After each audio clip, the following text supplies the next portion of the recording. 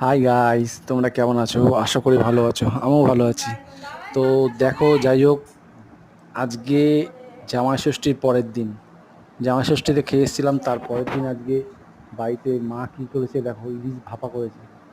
তো সেই খেতে হয়েছে, দুর্দান্ত লাগছে খেতে। এই বাবা খেতে বসেছে, বাবা খাচ্ছে ইলিশ ভাপা দিয়ে ভাত। আজকে মানে অনেক দিন পর এই বছরে এই সিজনে প্রথম ইলিশ খেলাম। তো দারুণ হয়েছে। এদিকে আবার রাত্রে বউ করেছে কাটা পোনা মাছের ঝোল। মানে জামা ষষ্ঠীর পরের দিন মানে দুর্দান্তভাবে কেটেছে। একবেলা হচ্ছে ইলিশ মাছ প্লাস আর একবেলা কাটা পোনা মাছের ঝোল।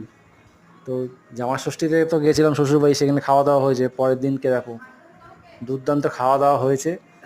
মানে বলার মতন না, এত ভালো লেগেছে রান্না বান্নাগুলো। তো তোমরা জামা ষষ্ঠীতে কে কী খেলে একটু জানিও। আর আশা করি ভালো থাকবে। তোমরা ভালো থেকো। রাখছি, আবার দেখা হবে নেক্সট ভিডিওতে।